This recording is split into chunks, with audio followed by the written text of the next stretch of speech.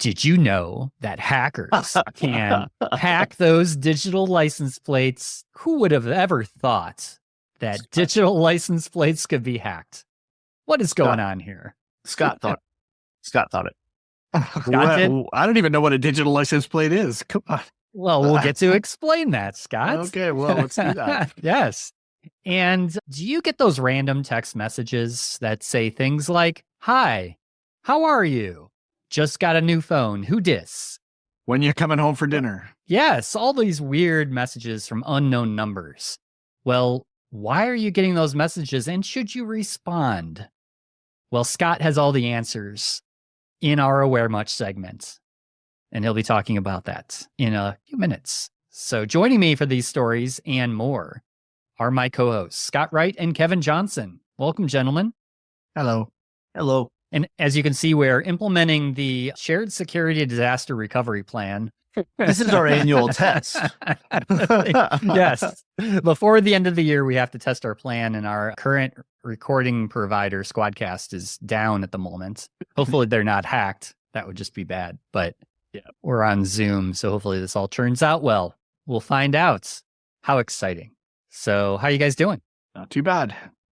Good. I haven't decided yet.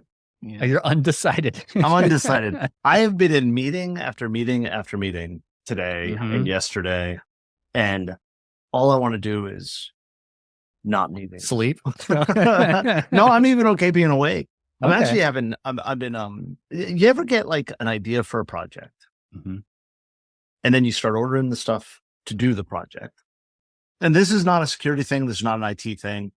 And then you get this close, but Amazon has misplaced the one box that has the one item that you need. And sadly, it's the most expensive item out of the collection of things you needed. So like they lost two boxes. One was a $6 item. So I just bought another one. Yeah, sure.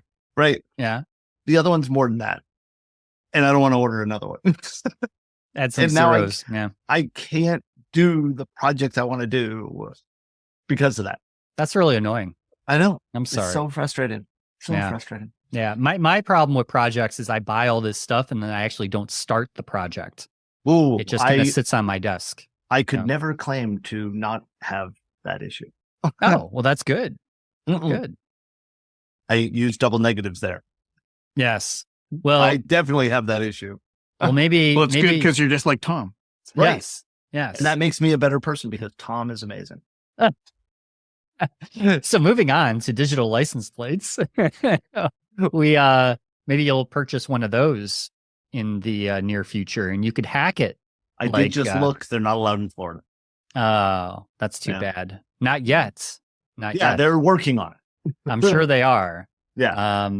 I'm not a fan of these personally. I don't really understand I don't know if there's hype about it. Is it like an NFT that you put on the front of your car? Or? No, it's actually, so it replaces the tag. In Florida, I know other states have two tags, one on the front, one on the back. But in Florida, we only need a tag in the back. So we can put a fun tag on the front. My front tag is professionally evil. The back tag is the one issued by the state. Yep. And this replaces that. And the idea is, I'm assuming other states have the same thing. I've just never really paid much attention. In Florida, I can pay the normal fee and get a tag that's got the Florida and an orange and the number, and right? Or I can pay extra and I can get a Disney tag, or I can get a "We Love Children" tag, or whatever, right? Protect the children. Yes. Right.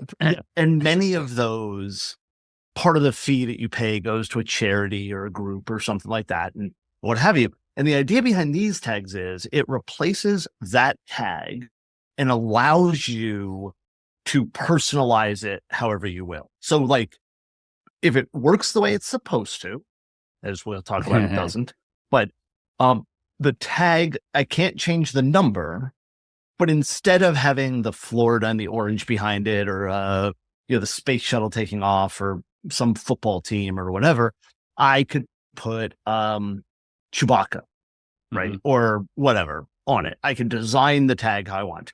Think cricket on steroids, the vinyl cutter thing, right? Yeah. So the idea is it doesn't change the number of your tag. Like I can't put it on the back of my car and then change my tag number to boom or something legitimately, right? It's just supposed to be, which is why I happen to agree with Tom. I don't understand why I would want to do this. I cannot imagine, and I didn't look at the price, but I can't imagine that it's inexpensive. I have never thought to myself, $29 a month or something. Yeah. Oh, it's a monthly I subscription? thought it was a monthly. Yeah. I didn't look at the pricing. That's even worse. Yeah. I have never thought to myself, man, I wish I could put Windows wallpaper. So we're talking about just changing the graphics. Yep. Behind the letters and numbers on your Yes. plate, basically. And I know people. I had a friend.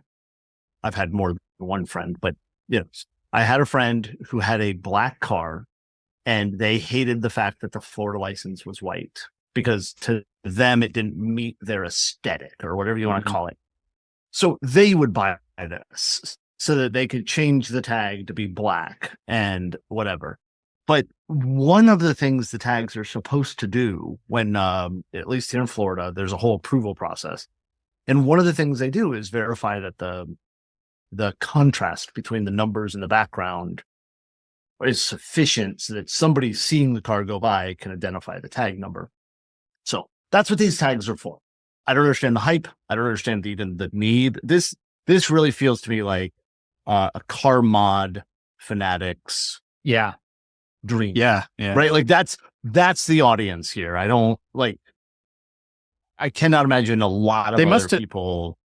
They must have gone through some certification. I mean, assuming they're allowed in all jurisdictions. Oh, yeah.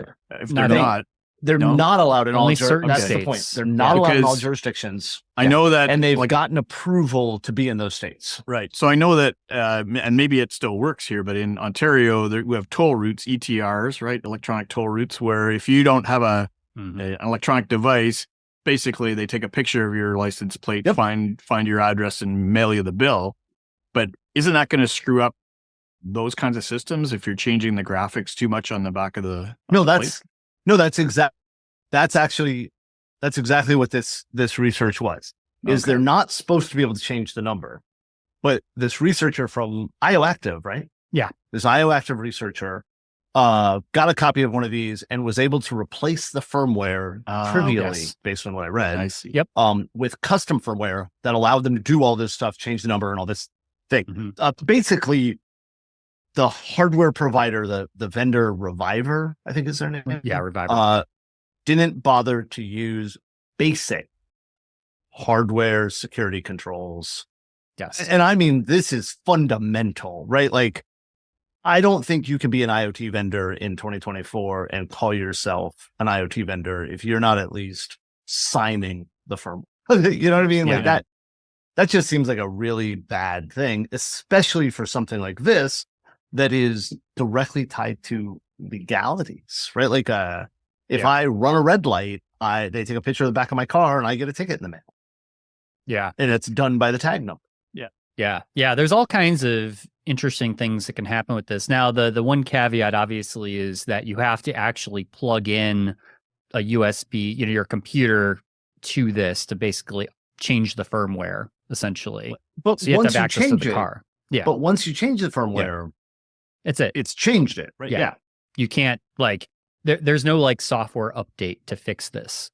Like I can't hack your car's tag. I can only change unless I have physical access to the car. Right. But we all know that that's trivial. Well, it's much more trivial than getting physical access to somebody's computer. Yeah.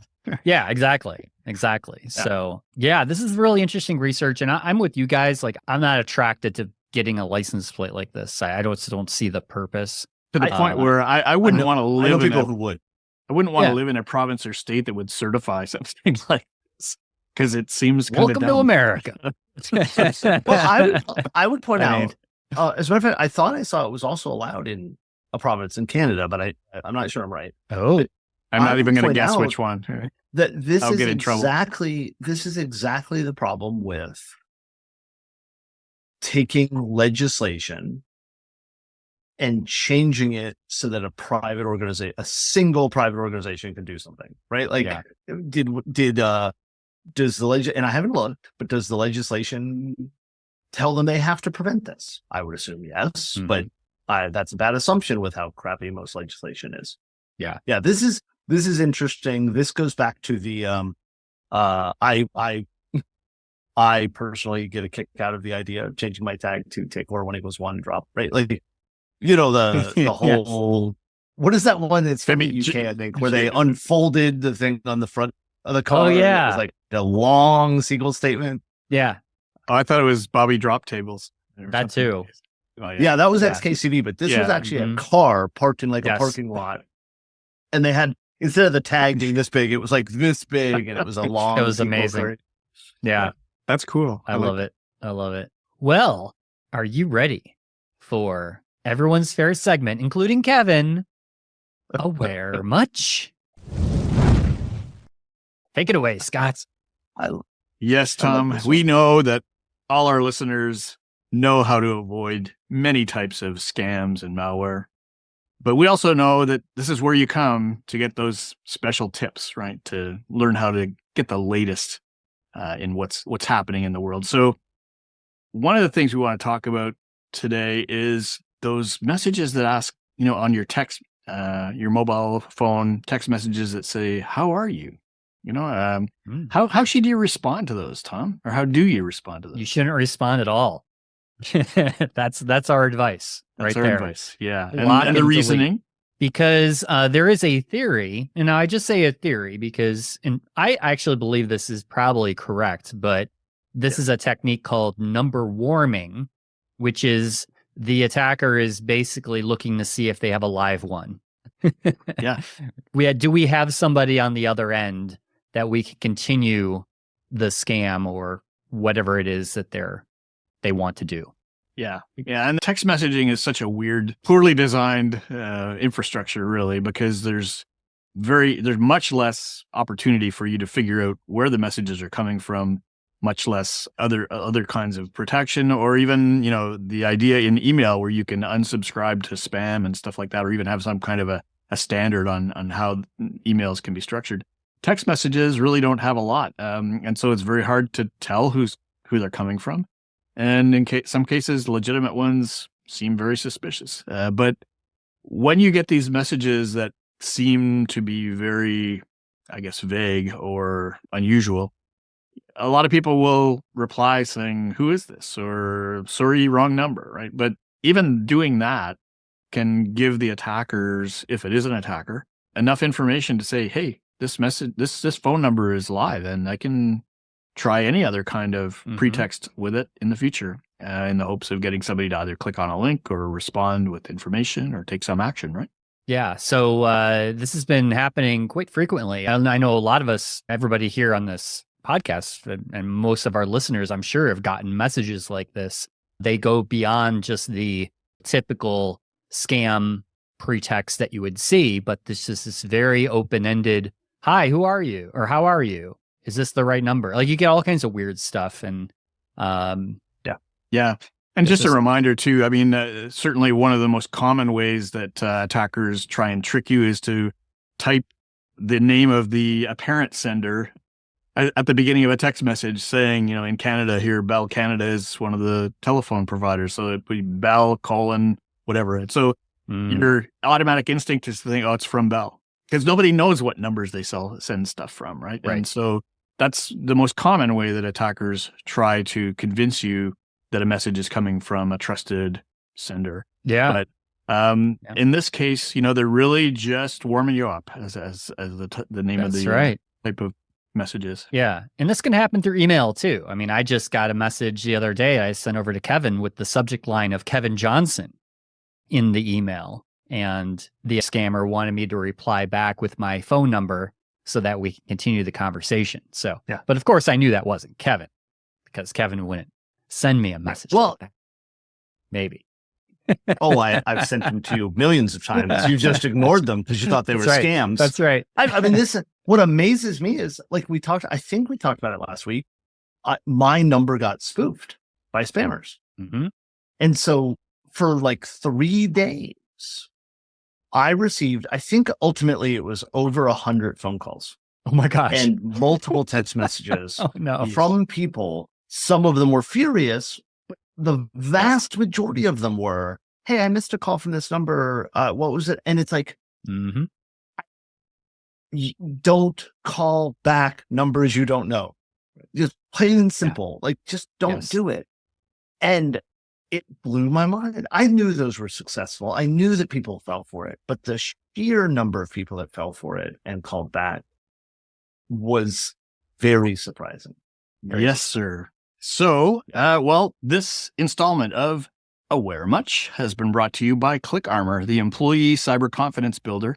And if your organization has tried security awareness training and you've kind of given up on it because it's a lot of work in some cases and doesn't necessarily show that people learn anything, then it's time to try ClickArmor, because we're built on a gaming engine and it's highly interactive, very tailorable, and people respond much better to situations where they see people from their own organization or their own organization's logo in the background, and situations that are relevant. So things like responding to AI threats, or even things beyond phishing, such as SMS messages or voice messages, etc. All these things are things we can help train your staff on in a gamified environment. And love to talk to you if you come to clickarmor.ca, and we'll give you a free trial, and you'll see how quickly gamified training can actually impact your organization and build employee confidence. That's it for this installment of Aware Much. Thank you, Scott. So before we get out of here, want to prep everybody that we do have our annual year in review and prediction episode coming up. That will be the next episode that we record before the end of the year. So always a fun episode. So I recommend checking that out. We will actually go back on and pull the tape, so to speak, of what did we say about this year? And we have a little bit of fun with that. So that should be a good time. Yes. But until then, thank you all for listening, and until next time, stay safe, stay secure, and stay private. I'm all messed up today. Thank you for watching or listening this episode. Be sure to subscribe wherever you like to get your podcasts. Visit sharedsecurity.net for merch, previous episodes, and more. If you'd like to help support the podcast, join our Patreon to get ad-free episodes and many more exclusive supporter-only benefits. Visit sharedsecurity.net/supporter for more details.